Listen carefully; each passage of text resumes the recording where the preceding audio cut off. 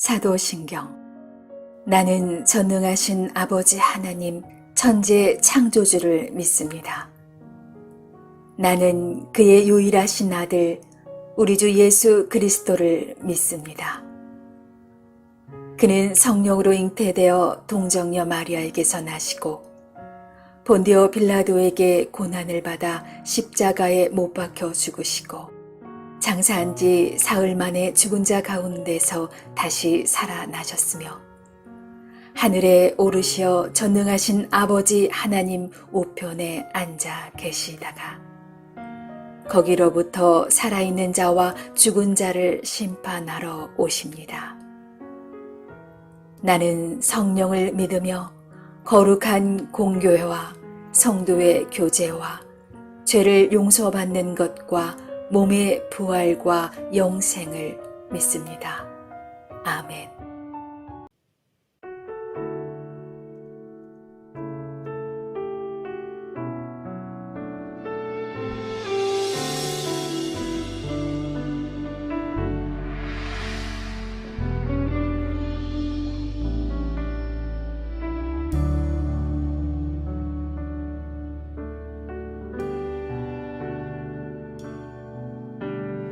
아버지 사랑 내가 노래해 아버지 은혜 내가 노래해 그 사랑 변함없으신 거짓 없으신 성실하신 그 사랑 상한 갈대 꺾지 않으시는 꺼져가는 등불 끄지 않는 그 사랑 변함없으신 거짓 없으신 성실하신 그 사랑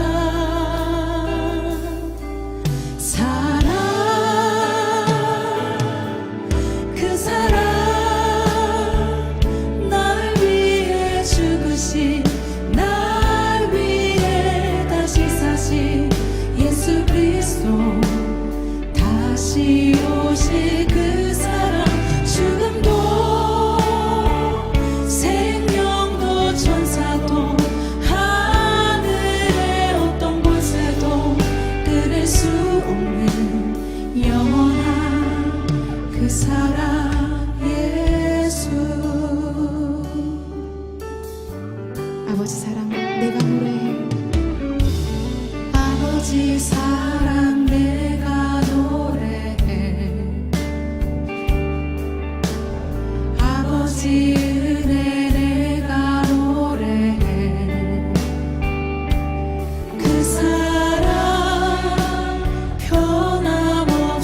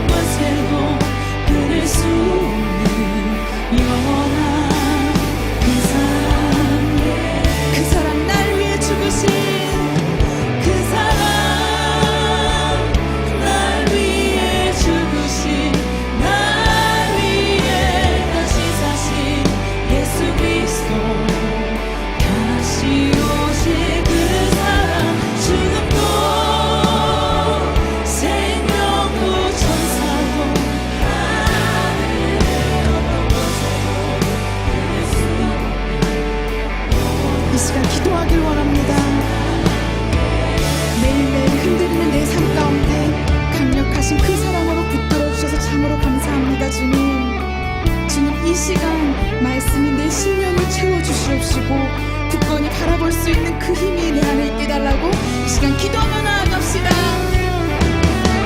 주님,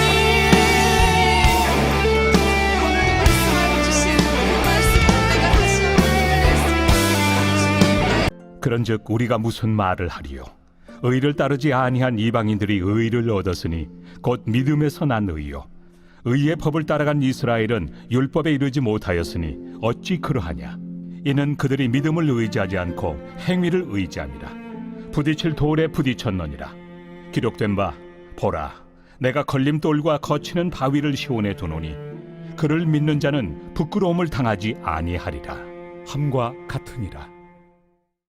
형제들아, 내 마음에 원하는 바와 하나님께 구하는 바는 이스라엘을 위함이니 곧 그들로 구원을 받게 함이라. 내가 증언하노니 그들이 하나님께 열심히 있으나 올바른 지식을 따른 것이 아니니라. 하나님의 의를 모르고 자기 의를 세우려고 힘써 하나님의 의에 복종하지 아니하였느니라.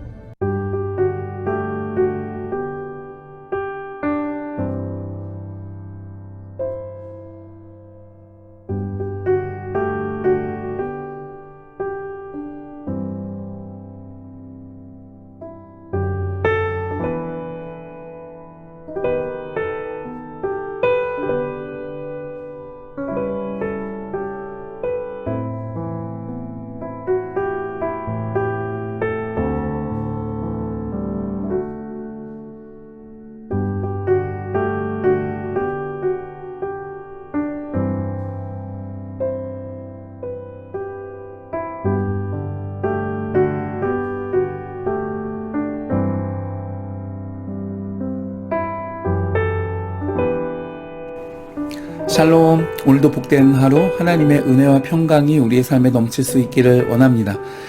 오늘 함께 읽은 말씀에 바울 사도께서는 이스라엘의 현재의 영적 상태를 진단했습니다. 하나님께서 택한 백성인 이스라엘에 오히려 불신자가 많고 반면에 복음을 믿는 신자는 오히려 소수인 그 이유는 무엇일까요? 31절 말씀을 보면 바울 사도는 이르다, 도달하다 라는 단어로 그것을 설명하고 있습니다. 이방인들은 믿음으로 의롭게 된다라는 이 복음의 내용을 들었을 때에 성령님께서 그들 안에서 그 마음에 강력하게 역사하셔서 믿음을 가지게 되었고 그 결과로 이 생명의 복음을 열정적으로 받아들일 수 있었습니다. 그러나 반면에 의의 법을 쫓아갔던 유대인들은 그 율법에 완전히 도달하지를 못했습니다. 율법을 온전히 지키지 못했다는 뜻이죠. 여러분, 이스라엘 백성의 종교적 열심은 세상이 다 아는 일이죠. 오늘날에도 안식일로 지키는 토요일, 이때에 그 이스라엘의 종교인 마을이라는 곳이 있습니다. 유대 전통을 이 시대에도 그대로 지키며 살아가는 사람들이 이제 모인 마을인데 거기에 가보면 지나가는 자동차 한 대 보기가 어렵습니다. 제가 그 연수차 예루살렘에 갔을 때에 그 밤에 마트를 찾아 헤매다가 그 종교인 마을에 잘못 들어간 적이 있었습니다. 그때 사람들이 외부인인 저를 보자마자 마치 걸어다니는 죄를 보듯이 창문을 닫고 커튼을 치고 오던 길을 황급히 돌아가지를 않나 저와 눈을 맞추려 하지 않고 흡사 도망가는 사람들처럼 저를 피하던 모습을 생생하게 기억하고 있습니다. 그들은 2000년이 지난 지금까지도 이방인과의 교류를 마치 죄를 먹고 마시듯 여기면서 피하는 모습을 보고 제가 깜짝 놀랐던 적이 있습니다. 정말 대단한 종교적 열심이었습니다. 그러나 이러한 열심과 종교적인 헌신이 있었음에도 그들이 의로움에 도달하지 못한 이유는 무엇인가? 오늘 바울 사도는 애초에 불가능한 목표를 추구하기 있었기 때문이라고 말합니다. 그래서 31절을 보면 의의 법을 따라간 이스라엘은 율법에 이르지 못하였으니 어찌 그러하냐 그랬습니다. 놀랍게도 의의 법, 율법을 통해 의로움을 추구했던 유대인들은 되려 그것에 이르지 못한 반면에 반대로 율법을 추구하지 않았던 이방인들은 오직 믿음으로만 오히려 의로움을 붙잡는 결과를 가져오게 되었다는 것이죠. 그리고 이 극명한 차이를 보이게 한 원인으로 유대인들이 믿음을 의지하지 않고 행위를 의지했기 때문이라 그랬습니다. 결과적으로 이스라엘은 교만했고 믿음이 아니라 행위로 얻는 의로움을 그것도 잘못된 방식으로 추구했기 때문에 십자가에 부딪힐 수밖에 없었다는 것입니다. 기록된 바 보라 내가 걸림돌과 거치는 바위를 시온에 두노니 그를 믿는 자는 부끄러움을 당하지 아니하리라. 이사야의 예언을 들어서 그것을 설명했습니다. 여러분 만약에 율법을 온전히 지키고 또 온전한 순종함으로 의로움이 이룰 수 있다면 십자가는 불필요하겠죠. 근데 반면에 그리스도께서 내 죄를 지고 십자가에 죽으셨다라는 사실, 이것은 우리 스스로는 자신을 구원할 수 없다는 단적인 증거가 됩니다. 그러니까 완전히 반대잖아요. 그렇기 때문에 자신들의 선조들이 의의 법, 즉 율법을 받았던 이스라엘 입장에서는 그럼에도 불구하고 그 율법을 지키지 못하는 자신들의 굴욕적인 모습을 인정하지 않으려 했다는 것입니다. 십자가로만 의로워질 수 있다는 것을 인정하기 싫었던 것이죠.